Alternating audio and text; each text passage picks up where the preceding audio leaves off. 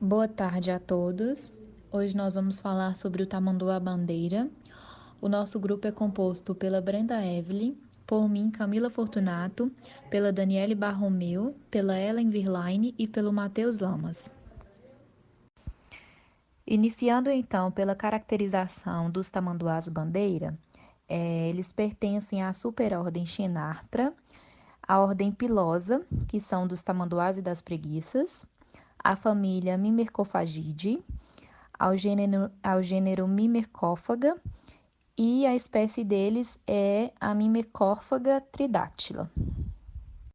O tamanduá-bandeira, ele é um mamífero placentário que ocorre por todo o território nacional e ele é predominante em áreas de cerrado. Ele é o maior de todos os tamanduás e ele pode chegar a um peso de aproximadamente 40 quilos.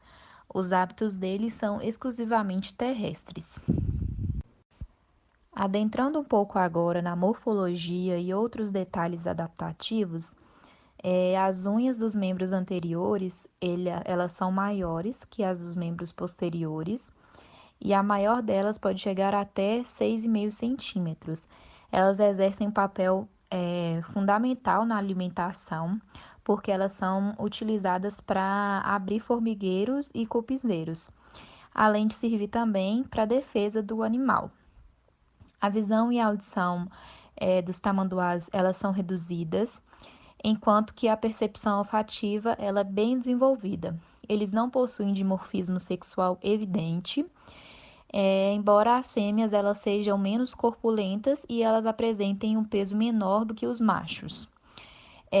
Os machos eles possuem criptorquídea e externamente um saco urogenital similar ao da fêmea, o que torna aí a sexagem possível apenas mediante a um exame mais detalhado.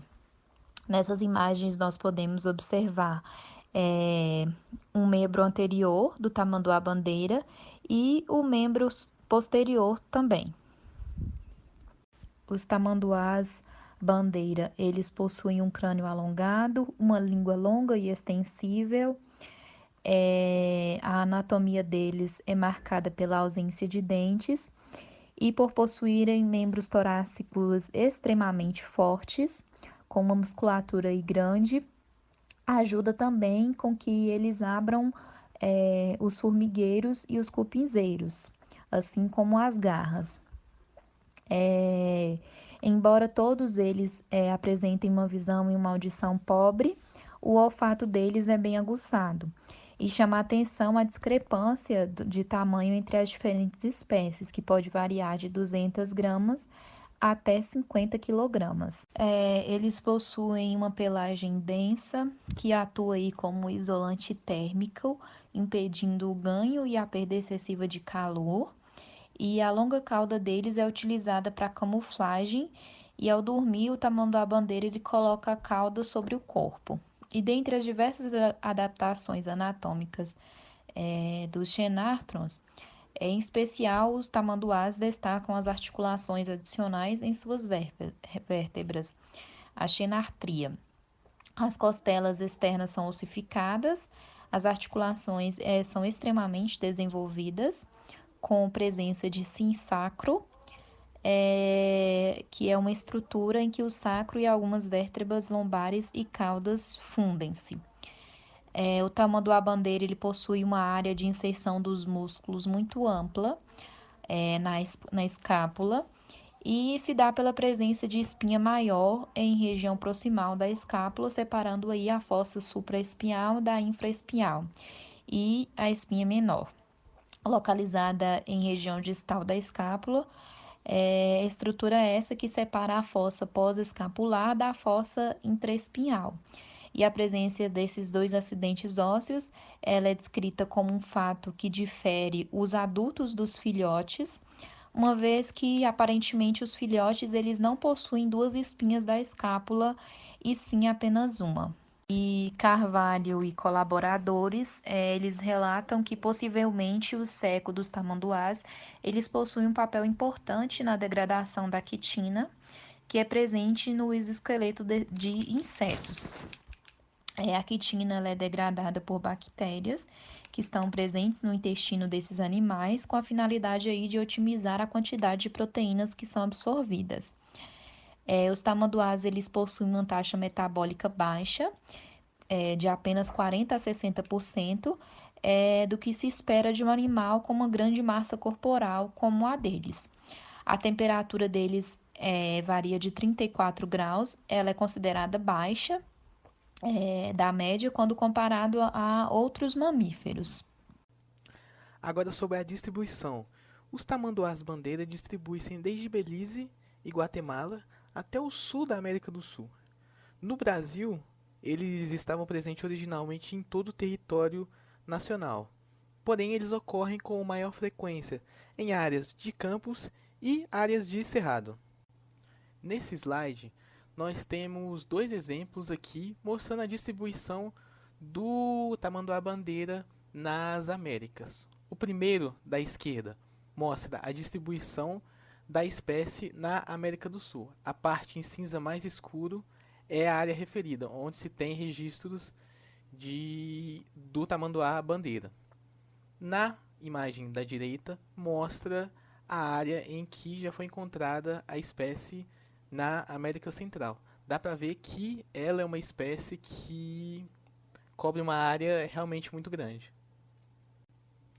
A diferença no tamanho da área de vida, ela pode estar relacionada com o tipo de hábitat, a temperatura, a disponibilidade de alimento e também a densidade de espécies naquele local. Alguns autores não consideram o tamanduá-bandeira como uma espécie territorialista e acabam indicando uma área de vida mínima de mais ou menos ali 9.000 hectares. Já outros autores pensam o contrário e consideram a área de vida do tamanduá-bandeira como uma área de aproximadamente 900 hectares. O padrão de atividade desses animais, eles variam de uma região para outra, e eles tendem a se tornar mais noturnos em razão a uma resposta das atividades humanas, como por exemplo a questão da iluminação artificial à noite. Em cativeiro, eles também tendem a usar sempre os mesmos sítios de descanso, que na concepção deles são os locais mais, aqueles locais mais protegidos do recinto. E quando eles vão dormir, eles se cobrem com a própria cauda, mesmo em épocas em que a temperatura é mais elevada. Já em dias mais frios, eles costumam ali se deitar de uma forma mais estendida, com a cauda toda cobrindo, toda estendida, cobrindo o chão. Dessa forma, assim, eles se expõem mais à luz do sol, que é um comportamento que sugere um melhor aproveitamento do calor solar para equilibrar a temperatura corporal. Os tamanduás, eles são classificados como carnívoros especializados e, em média, um tamanduá-bandeira, ele pesa ali cerca de 40 quilos e possui um gasto energético de aproximadamente 780 calorias por dia para manter o seu metabolismo basal. A alimentação predominantemente de insetos pelos myrmecófagos é pelo fato desses insetos serem uma fonte rica de proteínas, de vitaminas e sais minerais. Então, a alimentação de tamanduás consiste basicamente de cupins e formigas. Pouco se sabe sobre os hábitos alimentares do tamanduá, assim, na natureza, porém já sabe que eles podem ingerir sementes, abelhas e até larvas de besouros. A fisiologia digestiva de tamanduás, tomando como base o tamanduá-bandeira, que é que é o alvo desse trabalho, ela se assemelha à fisiologia de cães e de gatos domésticos. Por causa disso, algumas dietas assim que são padrões são estabelecidas para cães e gatos, elas são utilizadas como modelo de necessidades nutricionais para a alimentação dos tamanduás-bandeira. Eles visitam vários cupinzeiros e formigueiros durante o dia e o seu consumo diário pode chegar aí até cerca de 30.000 formigas e cupins. Em zoológicos brasileiros, tamanduás bandeira ou o mirim, eles são alimentados com misturas variadas. E nessas misturas aí pode ter derivados do leite, o próprio leite de baixa lactose, ovos, carnes, ração tanto canina quanto a felina, justamente pela semelhança da fisiologia digestiva entre eles, entre vários outros alimentos. Essa, essa dieta ela normalmente é oferecida na forma pastosa, justamente por ele não possuir dentes e tudo mais. E essas dietas elas são utilizadas nos zoológicos brasileiros desde que os tamanduás começaram a ser mantidos em cativeiro. Agora apresentando alguns problemas que são gerados nesses animais devido à dieta que eles têm quando eles estão em cativeiro.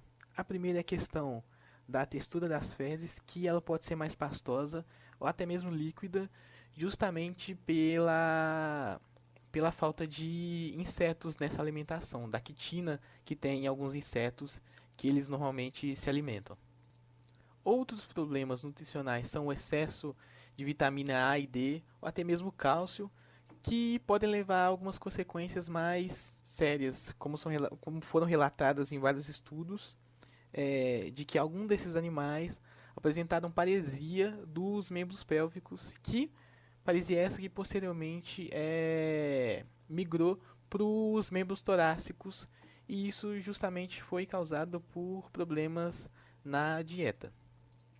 Outra deficiência nutricional que pode ocorrer em tamanduás em cativeiro é a deficiência de taurina, tal como ocorre em cães e gatos domésticos. A deficiência desse aminoácido em específico na dieta dos tamanduás, ela pode levar a aparecimento de sinais clínicos como a intolerância ao exercício, problemas respiratórios, cardiomegalia, cardiomiopatia dilatada, entre vários outros. Agora os aspectos reprodutivos. A gestação do tamanduá-bandeira, ela dura cerca de 190 dias, normalmente nascendo um filhote por gestação. Eles não têm um dimorfismo sexual muito aparente, porém as fêmeas elas têm menos massa corporal do que os machos.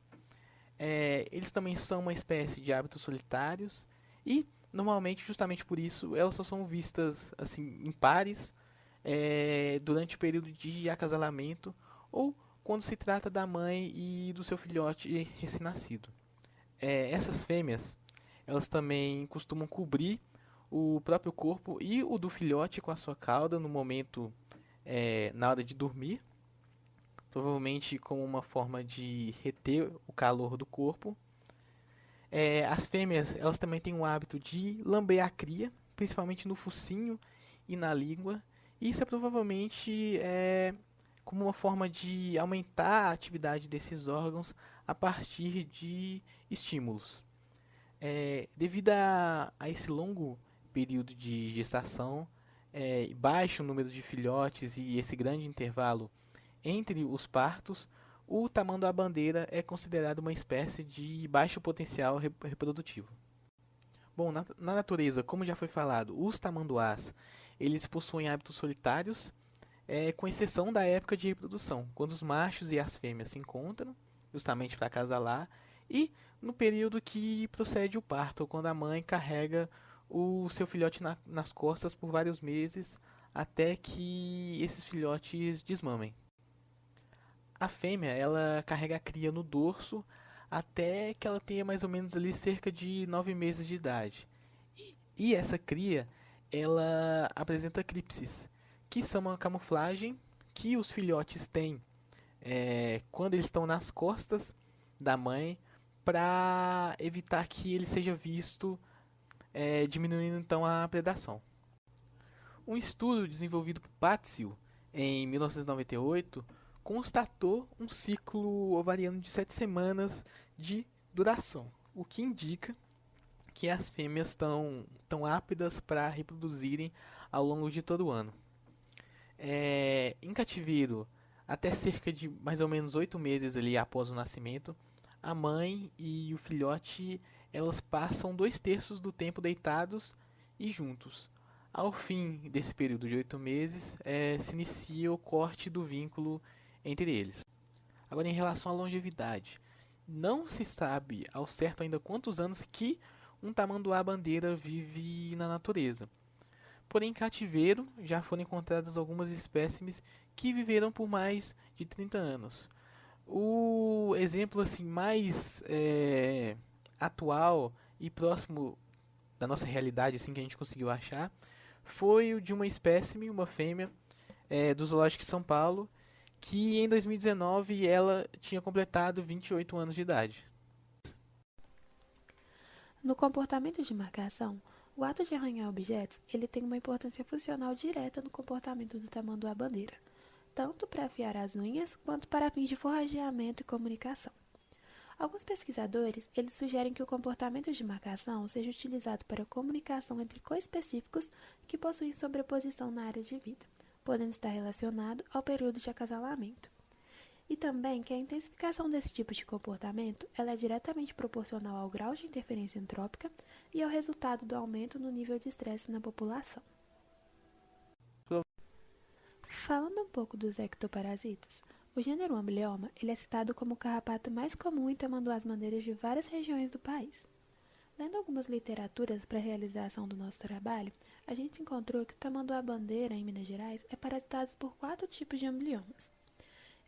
No Pantanal do Sul Mato Grossense, por 3 tipos, tendo em comum o amblioma cagenense. E, apesar disso, a gente encontrou na literatura de Silva, 2004, que ele sugere a falta de resistência eficaz do tamanduá-bandeira a carrapatos do gênero Amblyomma. Sobre as principais ameaças à sobrevivência do tamanduá, a gente tem os atropelamentos, queimadas, caça para alimentação, realizada por grupos indígenas, caça para uso de pele, tráfico de animais selvagens e perda de habitat para agricultura. Sobre os status de conservação, o tamanduá ele é uma espécie considerada quase ameaçada de extinção em nível global. Ele é vulnerável em nível nacional, segundo o Livro Vermelho da Fauna Brasileira Ameaçada de Extinção 2018, e a espécie ela é citada em 7 listas regionais de espécies ameaçadas. Em 1983, o tamanduá-bandeira era considerado raro, exceto em áreas remotas ou protegidas, como na Colômbia, Venezuela, Suriname e Brasil. Ele encontra-se provavelmente extinto nos estados de Rio de Janeiro e Espírito Santo, criticamente em perigo nos estados do Paraná e Rio Grande do Sul, em perigo nos estados de Minas Gerais e vulnerável nos estados do Pará e de São Paulo.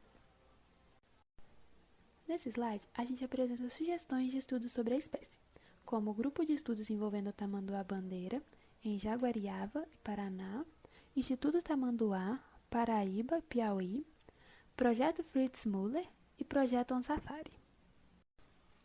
Nas conclusões, a gente vai ter que, embora o tamanduá-bandeira seja uma das espécies latino-americanas mais conhecidas pelo público ao redor do mundo por tratar-se de uma raridade zoológica, devido à forma do seu corpo e a algumas peculiaridades, há relativamente pouco conhecimento acerca de seu comportamento, ecologia e habilidades físicas.